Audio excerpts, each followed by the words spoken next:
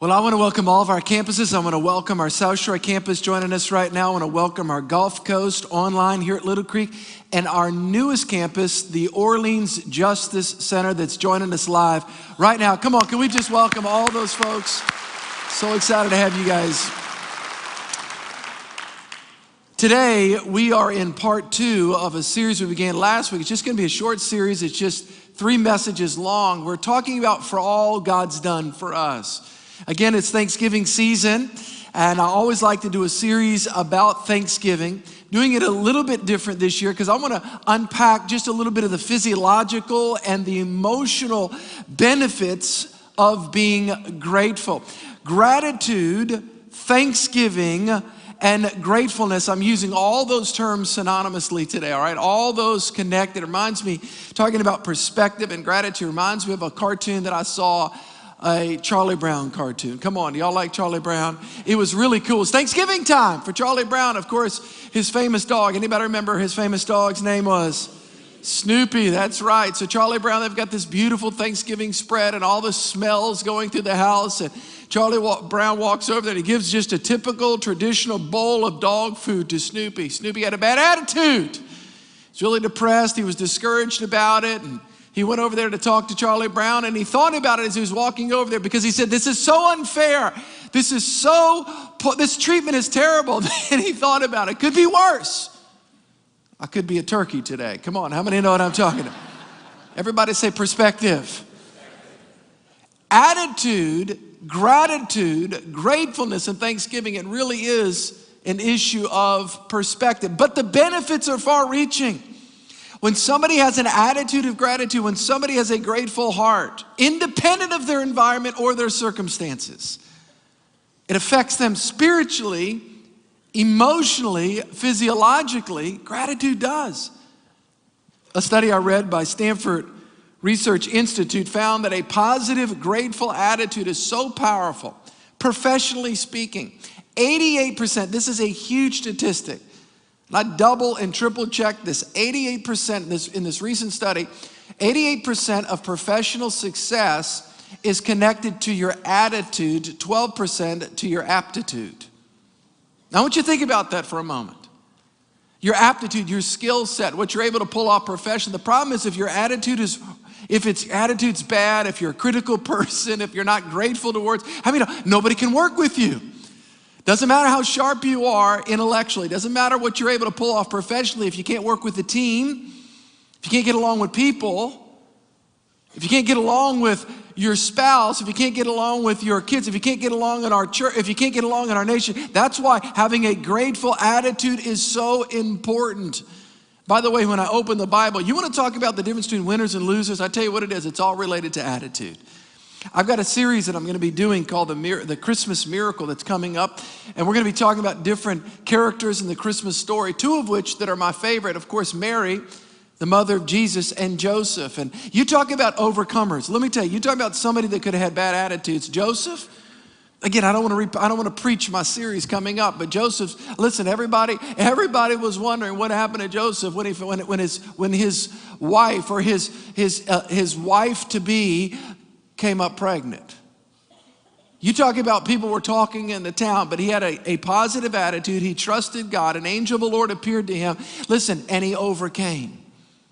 Contrast that with the children of Israel. God did a miracle in their lives, delivered them from Egypt, delivered them from bondage, brought them into the wilderness, was daily giving them miracles from heaven, feeding them manna.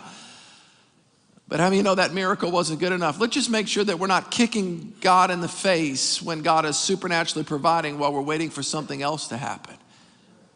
They had a bad attitude. And because of their bad attitudes and because they were ungrateful, they didn't fulfill the promise of God. They didn't fulfill the destiny of God. Let me tell you, it's a choice. Everybody say it's a choice. Every single day, it's a choice. You know what my goal in this message is? Let me tell you, it's to get us, to understand the importance of gratitude, gratefulness, and thanksgiving, and having that attitude independent of our environment or our circumstances. Pastor, if I serve the Lord, can you promise me that everything's going to go well with me? No, but I can promise you by the power of the Holy Spirit, by Christ, and by your willingness to choose to obey God, you can have a good attitude independent of your environment. You can have a positive attitude. You can be encouraging. You can be optimistic. You can be hopeful. I wrote down, and I gave this on your notes, gratitude, what it is, the definition, the positive emotion of appreciation or thanks.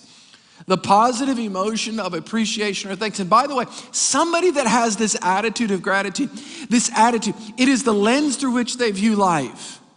It really is. How do you view life? Do you feel entitled? How do you view life? Are you appreciative when people do something for you? When God does something for you? How do you view life? We view life through the lens of our attitude. And the greatest lens to look through is an attitude of gratitude, where we're thankful for the very base level things of life, and we build a foundation from there. Paul said it this way in Ephesians chapter 5. I love this. Speaking to one another in psalms and hymns and spiritual songs, singing and making melody in your heart to the Lord. Look at verse 20, very powerful. Giving thanks, everybody say it, how often?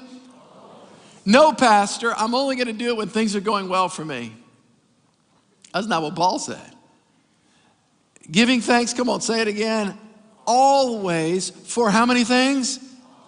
No, only when I get the big contract, only when I hit the ball over the fence, only when, wait. The Bible says all things to God the Father in the name of the Lord Jesus Christ. So Paul, by the way, you talk about somebody that went through some stuff. You talk about somebody that could have been critical, somebody that could have been negative, somebody that could have had a bad attitude. It's Paul, the apostle. But he said these words that were so powerful. You know what my goal is? My goal is to help all of us adjust the lens. How are we viewing life?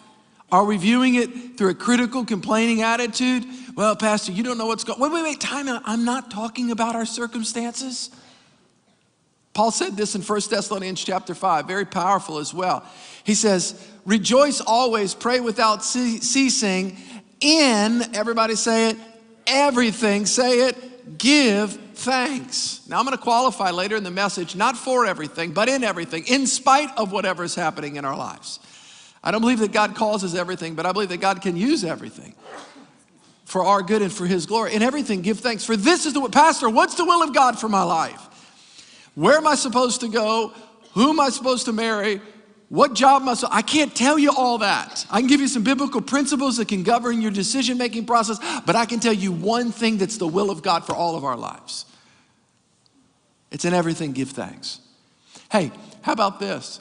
Maybe if we were fulfilling this aspect of the will of God for our lives, the other aspects would become clearer. Just a thought. The reality is, Paul's talking here about a continual attitude that all of us as believers must possess. It really comes down to perspective. Because let me tell you something, guys. There are some negative things that happen in all of our lives. We live in a fallen world, all right? And there's a real devil. John 10:10, Jesus gives the mission statement of the devil. The devil comes for three purposes: to steal, kill, and destroy, all right? Jesus has come to give us life and life more abundantly, but we don't live in this panacea of Christianity where this is not heaven right here. All right, one day there'll be, but this is a real world with real challenges and real problems. But Jesus is very clear that we can overcome the world as we put our faith in him and as we choose to have the right attitude and perspective. Reminds me of two bricklayers. They were in New York City, and this was 100 years ago, and so many buildings still had these huge, big buildings that were constructed from bricks. And for 30 years, these guys have been laying bricks, one after another. And this guy came by that knew two of the guys. And he said, hey, man, what are you guys doing? One of the guys says, I tell you what I'm doing. I'm laying the same brick, I've just been doing this job for 30 years. Here it is, brick upon brick upon brick. Real negative, real critical attitude. His other buddy goes, man, what are you doing? He goes, oh, what I'm doing is I have the marvelous opportunity. We are constructing this massive building that's going to inspire generations to come. Two guys doing the same job, two totally different perspectives. You know how that is. You can have two people in the same office. One can be upset about something. One can think their boss is terrible. The other one say, man, I'm grateful I got an opportunity to work. You can have two kids in the same home. Come on, can I have a witness? Now I'm getting real close to home, Pastor. You can have two people in it. You can have two people in church. You hear the same two messages. Two kids at home. You can have two people at work. You can have two people living in the greatest, I believe, nation in the world. And you can have two totally different perspectives. What's the difference? It's their perspective. It's not the circumstances. It's their attitude. It's the lens through which they're looking at life. How are you looking at life? Are you looking at it through an attitude of gratitude? I believe there are three attitudes that really can hinder our gratefulness. Number one is pride. Pride says, I've done it all myself. Pride says, I pulled myself up on my bootstraps. Pride says is that, listen, pride says is that I didn't, pride denies the reality of anybody else helping you in your life, specifically God. You're educated. You pulled it off. You did it. I'll never forget a number of years ago, and I've used this story before because there's not a better poignant illustration of what really pride is about. And I say this respectfully towards this other human being, but his words really gave evidence of what was in his heart. It was Manny Ramirez after a baseball season when they came up to him and they interviewed him. They said, Manny, what do you have to say? He was the player of the year. You guys may remember this 6, 7, 8 years ago. And they put the microphone in front of us. He says, is there anything you want to say? Is there anybody that you want to thank for this amazing season, Manny? And he goes, well, first of all, I would like to thank myself.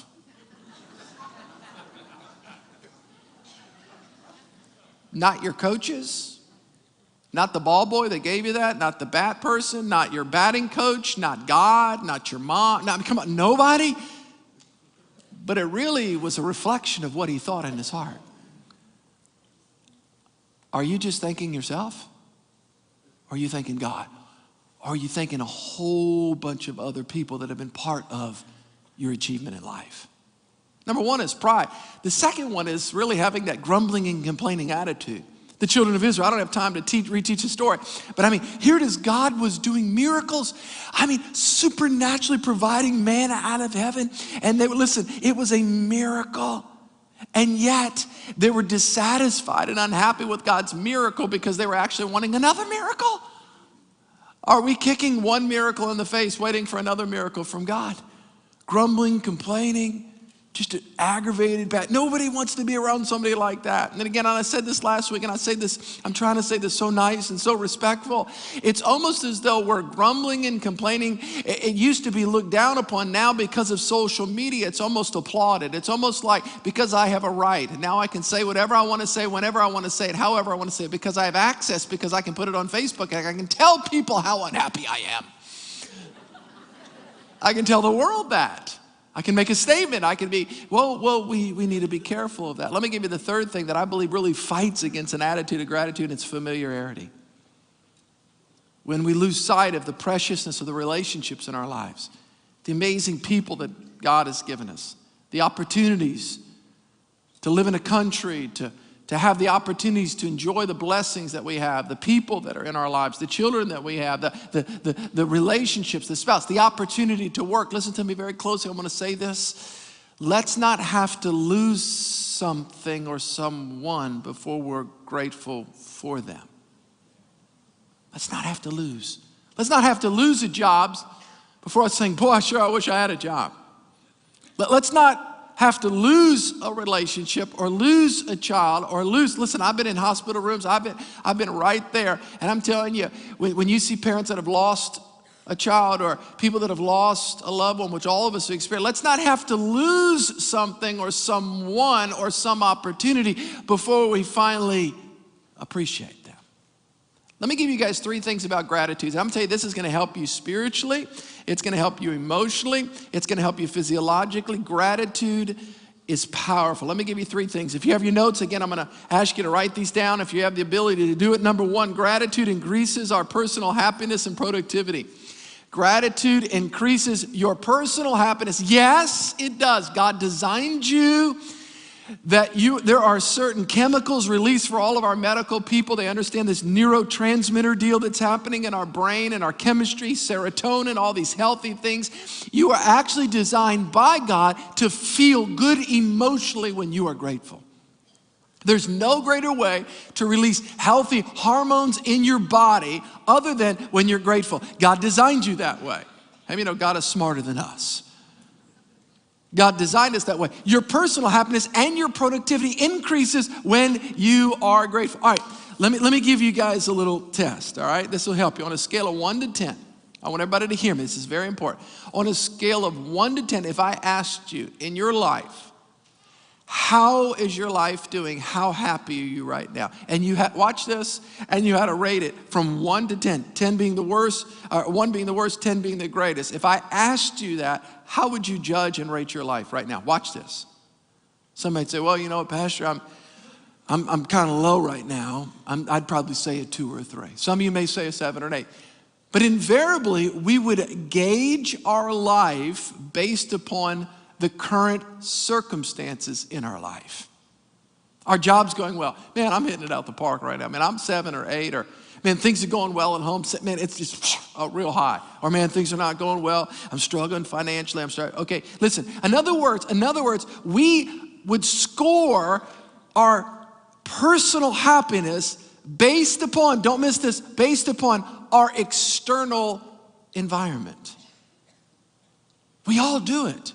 And yet, I believe that God shows us a better way, because things sometimes are good and things are sometimes not so good on the outside. But we every day can make a choice. Every day we can make a choice to be grateful. Every day. Listen, you're grateful that you're here. We're grateful that we have health in our body. We're grateful that we're still alive. We're grateful that we have strength in our soul. Paul said it this way in Philippians 4, talking about God. Rejoice in the Lord. How often? Always. We're grateful for Jesus.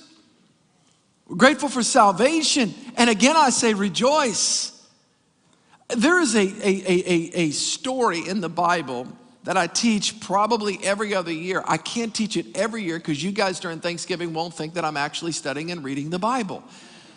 But I want to preach the same message every year. I really do, because there's not a better story in all of the Bible related to Thanksgiving other than the lepers in Luke chapter 17. So I'm not going to preach it because you won't think that I've actually done a new message this year, but I'm actually going to mention it. Is that okay? Because there's no better. Luke chapter 17, here it is. Watch this. Talking about how gratitude affects you physiologically. Please hear me with this. When you are grateful, God has designed you to feel better emotionally, to feel better psychologically and spiritually. You got to see this. There's a story in Luke chapter 17. I'll give you the Cliff Notes. Here we go. Ready?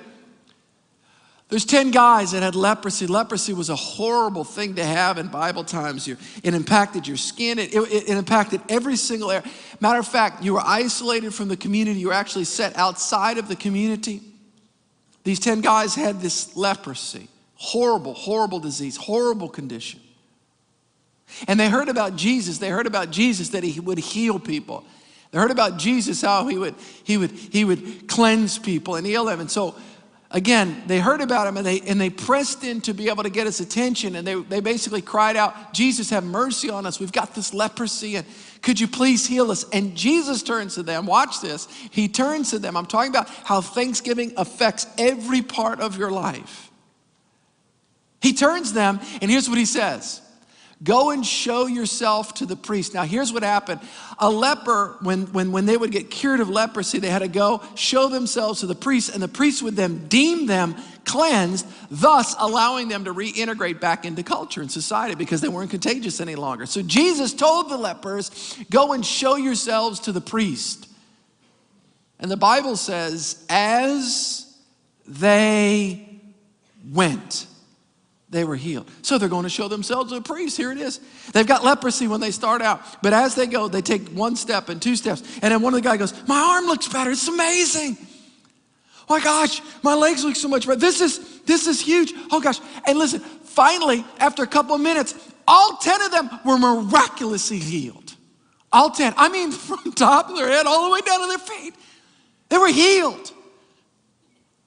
One guy out of the 10, just one guy, goes, hey guys, hey.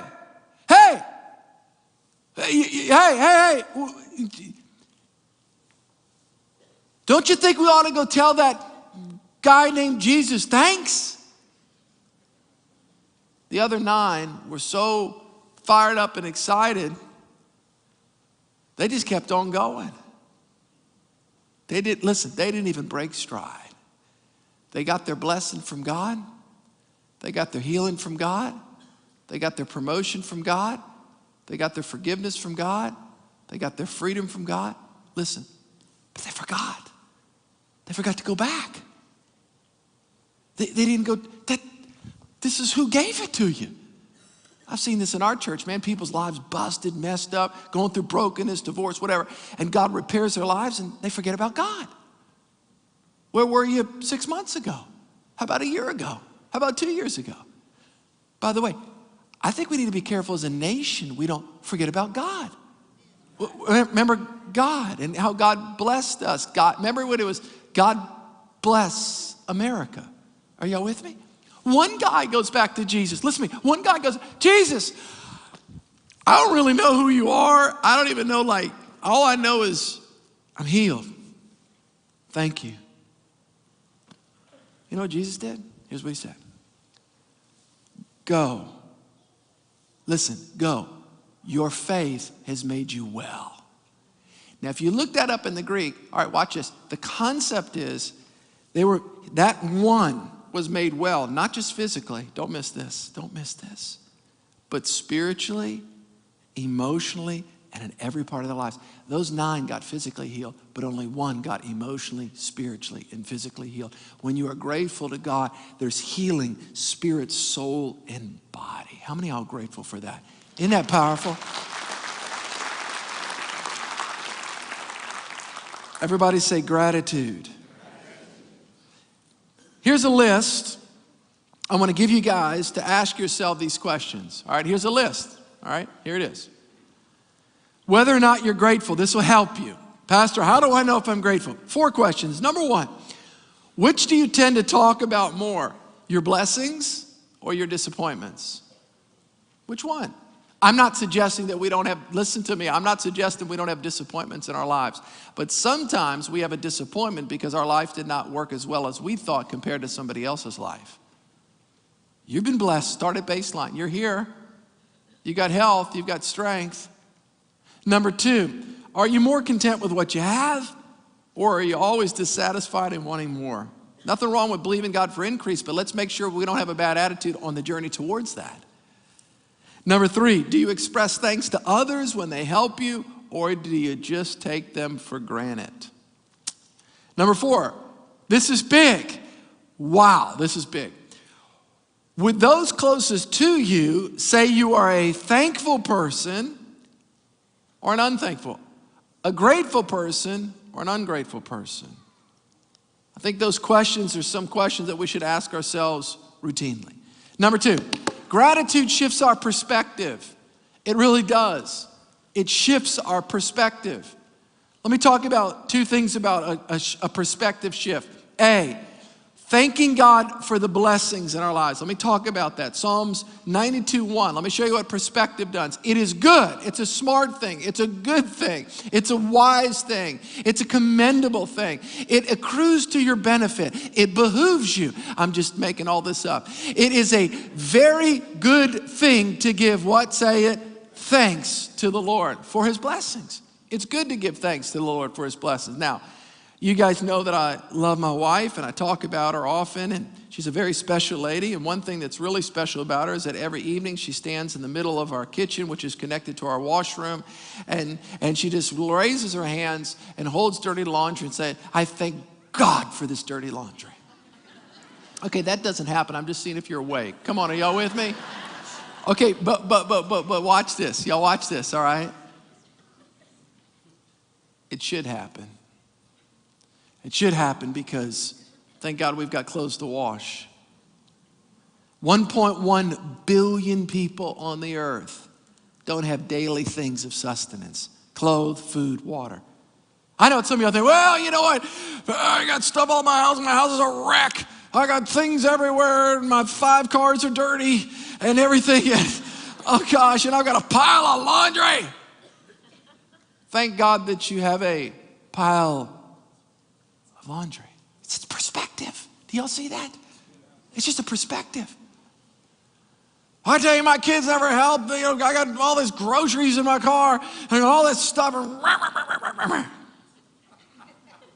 Thank God that we've got groceries. Not everybody. I'm talking about right here in our city. I'm not talking about in Africa. No, right here. Y'all with me? Right here, people are hungry. Right here, people don't have clothes. Right here, people don't have proper medicine. Right here, listen, thank God that we've got at least the basic sustenance, the basic things of life. Are y'all with me? Thank God for that. Thank God for that. Our prayers are often very general. We thank God. Well, thank God for your blessing in our lives. Why don't we get real specific? Maybe you need to spend some extra money this week because you got to get your car repaired. Thank God that you have a car. I remember when I didn't have a car. I remember bringing lots of people to church when I was in college too, when I finally got a car. And I was so grateful that I had a car. So very, very, very, very, very, very grateful. Very grateful. Maybe you have to take time. Listen to me closely. I want to say this very gently. Maybe you have to take time off, or you've recently taken time off to care for a sick child. You've taken time off of work. Thank God that you have a child to care for. I've done so many funerals of children. So many. You want to talk about heartbreak. Man, if I could just do anything, put my arms around those parents, if I could just raise that child, I want to say this so carefully. Let's not have to lose someone, something, before we're grateful for what we do have. Are you with me? So I'm making lists lately, all right? I'm making lists, gratitude lists. I'm going to give you a little gratitude list here. I want to help you guys out, all right? I'm getting you into the world of Pastor Steve. I'm writing down things that I'm grateful for. I've not always been this type of person. I'm getting better and better and better at this because I think I want to be a grateful person. Let me just tell you something. If you're a very goal-oriented person, very type A driven type individual, you are the most in danger of being ungrateful because you're always looking into your tomorrows and you're not thankful for your todays. You have to be careful of that. So I'm guilty, all right? I'm talking to myself about this. Here's my list. You ready? I'm grateful for my relationship with Jesus. I know what it was like before I was a Christian. Was not good. My mom routinely told me I was going to hell. Anyway, so I'm grateful for the presence of God in my life. I'm grateful for the presence. How many of y'all are grateful for the presence of Jesus in your life? You know what it's like to not have. Okay, I'm grateful for my relationship with my wife, Jennifer. I'm not an easy person to be married to. I recognize that. I'm very hyperactive. I'm very type A. I'm very all those different things, all right? I mean, I'm serious. I really am. I mean, I was not easy to raise. That's why I thank God for my parents. I mean, my teachers, they used to do this in the 70s. And they used to put me under the desk. Well, did your parents sue? Heck no. They thanked the administration. Are you kidding me? It was a torment to the whole class. I mean, it's just absolutely. But so that's a whole nother whatever. I thank God for my wife. I thank God that she stays married to me. I thank God that she understands me. I thank God that I'm understanding her better. I thank God for her support and encouragement. It's not easy being a pastor's wife. It's not easy at all being a pastor's wife. Sitting in a restaurant, somebody come, Pastor, your message was amazing. You changed my life. That was just awesome. My life has been changed. Who are you? It's not easy. It's not easy. I thank God for my wife. I thank God for my kids. I thank God for each one of their personalities, although very unique, very distinct. I thank God for my kids. I thank God for our team at Church of the King. I believe that we have the greatest team on the planet. These men that are pastors, they could pastor a church. They could do whatever they want. But for some reason, they stay connected here and they want to be part of this church again. I thank God for them. I thank God for them. If you want to know, by the way, professional people, if you lead an organization, if you want to know how important an employee or somebody that works with you is, how sick do you feel in your stomach with the thought of them leaving? The thought of the pastors on our staff leaving, I'm like, now they can go wherever they want to, but I thank God that they're here and don't tell them there's any other options. Okay, I thank God. I thank God for the church, Church of the King. I thank God I have the privilege of pastoring Church of the King. I don't own this church. I work for the church. I work for you guys. I thank God for the opportunity to be. I thank God for that. I thank God for the prayers of the people that pray for me. I take that seriously. You don't know at times when you say, Pastor, I'm praying for it. I'm like, thank you. Thank you. I have real hurts, real feelings, real family, real situations, real issues, real everything. Thank God that you're praying for me. Sometimes I feel your prayers, and that's when I get up here to speak before the people, I understand I'm not doing as well as you think, but it's your prayers that are helping me push it over. Are you with me? Thank you. Thank you. Thank you. I thank God not only for the people's prayers, I thank God for my health. My back recently has been hurting me a little bit. It's a muscular thing, and let me tell you something. Let me tell you something. You don't know. Look, you want to be grateful for a healthy back? Have a hurt back. And I'm telling you, man, just anything, man. Because, I mean, you get your shoulders, but when you're back, it's like everything is connected to your back. Are you with me? I thank God for my home. I thank God for the peace where I live. I thank God for my parents. I really do. I thank God for my parents. I thank God for my mom and my dad and who they are in my lives. And whatever my mom may be telling you about me is half true. I'm telling you, that's all I can say.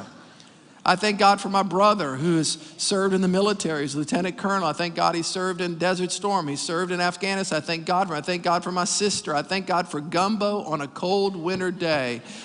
Can I have a witness in the house of Jesus Christ of Nazareth?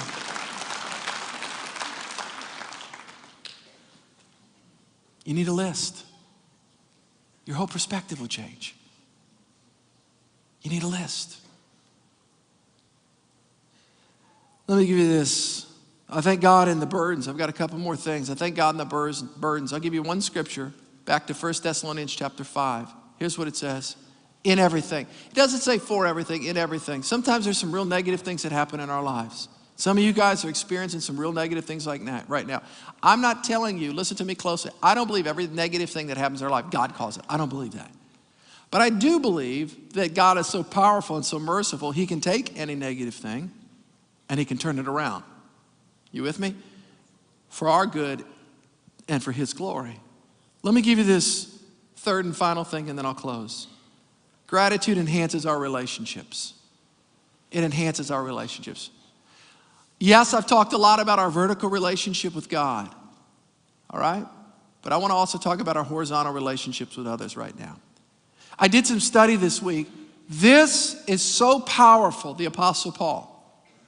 It never dawned on me until this week as I was putting this together, how grateful he was for others, the Apostle Paul. Listen to this. Just listen to this. Romans chapter 1, verse 8. This is how he starts off the book of Romans. This is how he starts. First, not second, not third. First, I thank my God for all of you. 1 Corinthians chapter 1, verse 4. Right off the bat, the church at Corinth he's writing. All right, first letter. I always thank God for you. The book of Ephesians, he's writing to the church at Ephesus. Look at this right here. I have not stopped giving thanks for you, remembering you in my prayers. Philippians chapter 1, verse 3.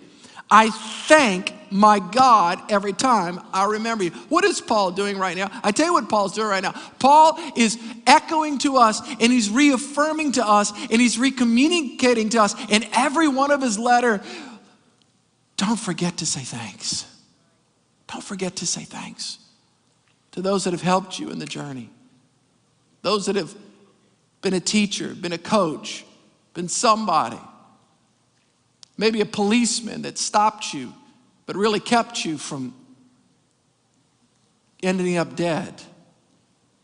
Maybe it was somebody that came into your life as a boss and you thought, that person is just against me, but you don't realize God was using them to actually build your character so that when he brought you to the next level, you would have a sustainable inside.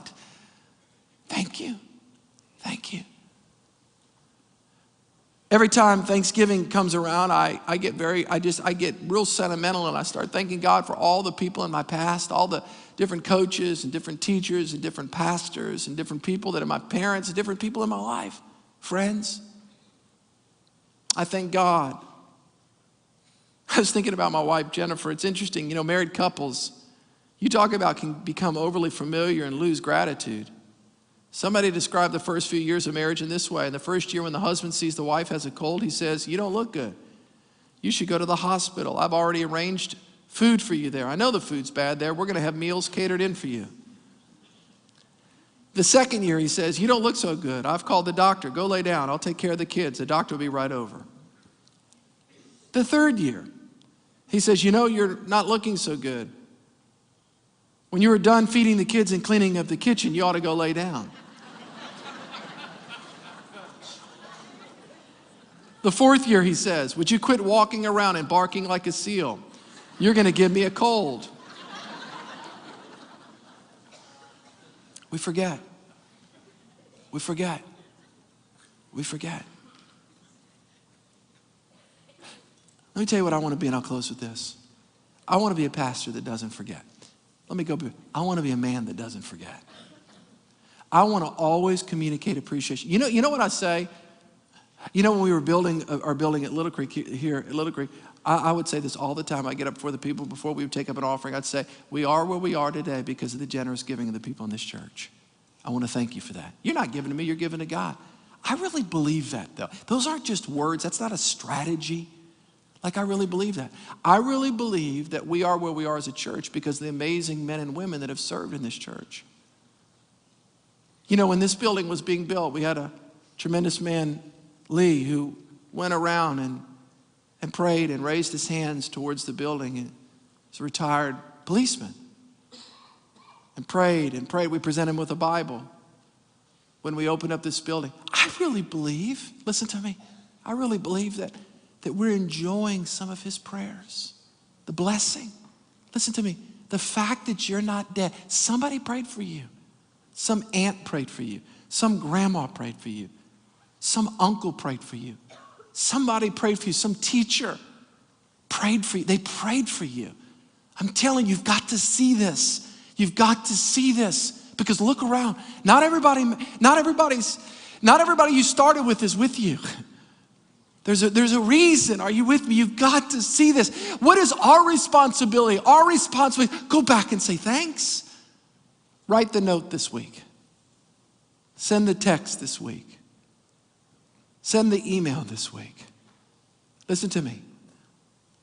Go have coffee with them this week. Some of you, your parents, maybe they're not alive. Maybe you just need to write a note to them and never send it. But you need to express it. Are you with me?